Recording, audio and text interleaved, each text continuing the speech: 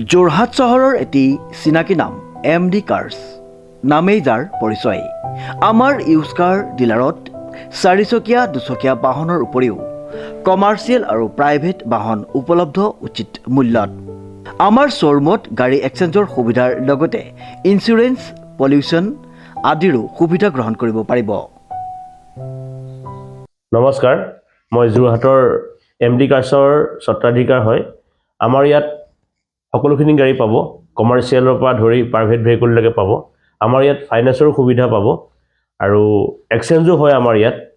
আমাৰ প্ৰত্যেকখন গাড়ীৰে ডকুমেণ্টছৰ যিখিনি চাৰ্জ হ'ব সেইখিনি আমি ফ্ৰী কৰি দিওঁ আৰু ইঞ্চুৰেঞ্চ, পলিউশ্যন সকলোখিনি আমি আমাৰ ফালৰ পৰা পাব। আপোনালোকে কোনো ডকুমেণ্টছ চাৰ্জ একো দিবও নালাগে। আৰু আগন্তুক নতুন বছৰ বহুতখিনি সুবিধা আছে, অফাৰো আছে। আমি সেইখিনিও আপোনালোকক অফাৰখিনি দিম। আৰু আমাৰ এড্ৰেছটো হৈ গ'ল যোৰহাটৰ সদৰ তিনিআলি নিয়েৰ টুকুলাই, MD কাৰ্ছ। Contact number 9101587204। আৰু এটা আমাৰ ডিলাৰ আছে গোলাঘাটৰ টাউনতে, MD কাৰ্ছ। আপোনালোক তালৈও যাব পাৰে, তাতো ভাল গাড়ী পাব। আপোনাৰ মন পচন্দৰ গাড়ীখন ক্ৰয় কৰিব পাৰিব। Contact number 9101587204। ধন্যবাদ। প্ৰিয় গ্ৰাহকসকলে উচিত মানদণ্ড আৰু উচিত মূল্যত আমাৰ শ্ব'ৰুমৰ পৰা সপোনৰ গাড়ীখন নিশ্চিন্ত মনে ক্ৰয় কৰিব পাৰিব। গতিকে আজিয়ে আহক আমাৰ শ্ব'ৰুম MD কাৰ্ছলৈ আৰু লৈ যাওক আপোনাৰ মৰমৰ গাড়ীখন। ইংৰাজী নৱবৰ্ষৰ উপলক্ষে আমাৰ শ্ব'ৰুমত বিভিন্ন অফাৰ আগবঢ়োৱা হৈছে। আমাৰ ঠিকনা MD কাৰ্ছ, সদৰ তিনিআলি, যোৰহাট নিয়েৰ টুকুলাই। আমাৰ যোগাযোগ নম্বৰটো হৈছে 9101587204। নমস্কাৰ, এই মুহূৰ্তত এটি গুৰুত্বপূৰ্ণ বাতৰি লৈ ষ্টুডিঅ'ৰ মজিয়াত মই পল দাস। যোৰহাটৰ ডক্টৰ নবীন বৰদলৈ মহাবিদ্যালয়ত উপস্থিত আমেৰিকাৰ বিশিষ্ট বিজ্ঞানী ডক্টৰ বিনয় কুমাৰ বৰদলৈ। চোৱা আহক আমাৰ এই প্ৰতিবেদনটি। ডাক্তৰ নবীন বৰদলৈ মহাবিদ্যালয়ত আমেৰিকাৰ বিশিষ্ট বিজ্ঞানী ডক্টৰ বিনয় কুমাৰ বৰদলৈৰ উপস্থিত হোৱাত মহাবিদ্যালয়ৰ পৰিৱেশক উৎসাহিত কৰি তুলিছে। ছাত্ৰ ছাত্ৰীসকলৰ মাজত এক উদ্দীপনাময় পৰিৱেশ লক্ষ্য কৰা যায়। বিশিষ্ট বিজ্ঞানীগৰাকীৰ আগমনত মহাবিদ্যালয়ৰ অধ্যক্ষ ডক্টৰ দিগন্ত ফুকনে ফুলাম গামোচাৰে বিজ্ঞানীগৰাকীক উষ্ম আদৰণি জনায়। উল্লেখযোগ্য যে 1986 চনতে প্ৰতিষ্ঠিত এই মহাবিদ্যালয়খনৰ প্ৰতিষ্ঠাপক ডক্টৰ নবীন চন্দ্ৰ বৰদলৈৰ জ্যেষ্ঠ পুত্ৰ ডক্টৰ বিনয় কুমাৰ বৰদলৈৰ উপস্থিতি বিশেষ তাৎপৰ্যপূৰ্ণ।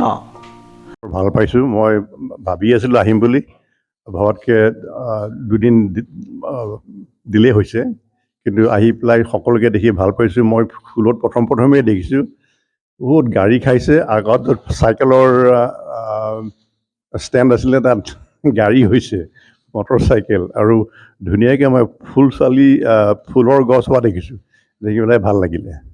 মই আহি থাকোঁ, মই প্ৰত্যেক বছৰ পাক এটা মাৰোঁ। এনেকৈ মিটিং হয়তো প্ৰত্যেক বছৰে নহয়, কিন্তু হয়তো লাষ্ট টাইম আহোঁতে 2 বছৰমানৰ আগত আহিছিল নেকি, নহয়নে?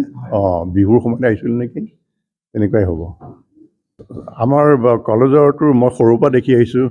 এতিয়া মই যি বুজি পাইছোঁ যথেষ্টখিনি আগবাঢ়িছে। আগতেতো টিচাৰৰ কম্পেনচেশ্যন দিবলৈকে বহুত দিগদাৰ আছিলে।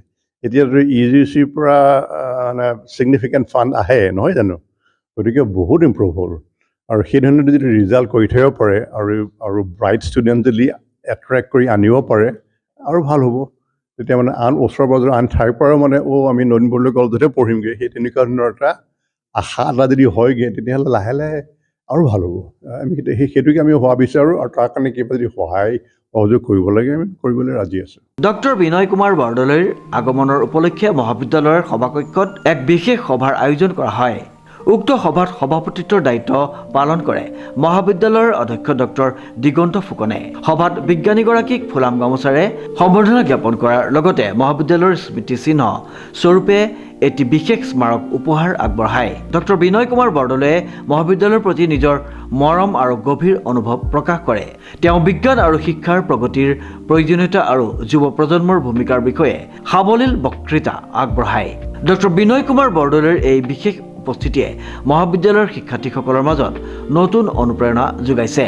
ছাত্ৰ ছাত্ৰীসকলে বিজ্ঞানীগৰাকীৰ অভিজ্ঞতা আৰু শিক্ষাৰ্থী বিষয়ক দৃষ্টিভংগী শুনি আত্মবিশ্বাস লাভ কৰিছে। অনুষ্ঠানটিত শিক্ষক আৰু কৰ্মচাৰীসকলে অংশগ্ৰহণ কৰে। এই বিশেষ দিনটো ডক্টৰ নবীন বৰদলৈ মহাবিদ্যালয়ৰ ইতিহাসত স্মৰণীয় দিন হৈ ৰ'ব। ডক্টৰ বিনয় কুমাৰ বৰদলৈৰ বক্তব্য আৰু উপস্থিতিয়ে মহাবিদ্যালয়খনিৰ প্ৰগতিশীল যাত্ৰালৈ এক নতুন দিশ দেখুৱাইছে।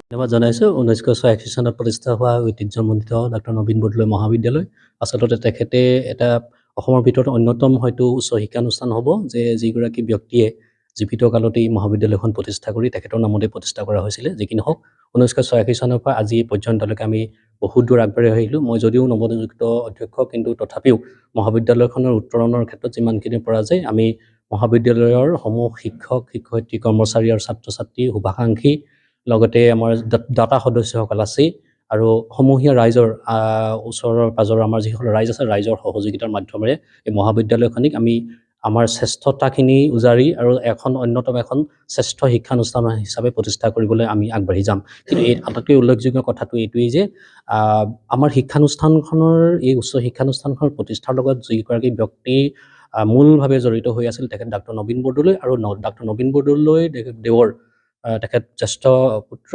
ডক্টৰ বিনয় বৰদলৈ ডাঙৰীয়া আজি আমাৰ মাজত উপস্থিত হৈছেহি।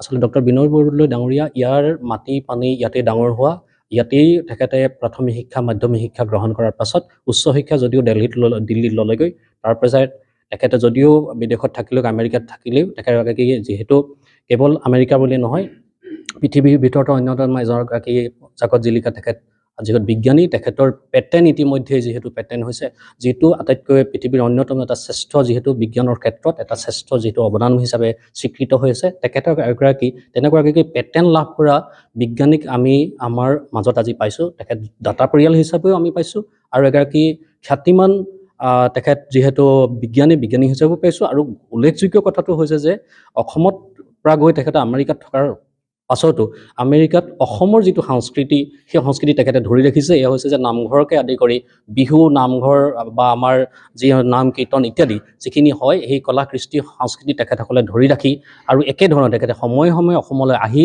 সময়ে সময়ে যোৰহাটলৈ আহি আৰু সময়ে সময়ে তেখেতে এই যে ডক্টৰ নবীন বৰদলৈ মহাবিদ্যালয় পদাৰ্পণ কৰি আমাৰ শিক্ষক কৰ্মচাৰী ছাত্ৰ ছাত্ৰী সকলোকে যে উৎসাহিত কৰি আছে এইটো আমাৰ কাৰণে অত্যন্ত গুৰুত্বপূৰ্ণ কথা। আৰু পৰৱৰ্তী পৰ্যায়তো তেখেতে উৎসাহ যোগাই যাব আৰু লগে লগে আমি মহাবিদ্যালয়খনি আগুৱাই নিবৰ কাৰণে নিশ্চয়কৈ আমি যত্ন কৰি যাম। অনুপম বৰাৰ ৰিপৰ্ট, নিউজ নাও।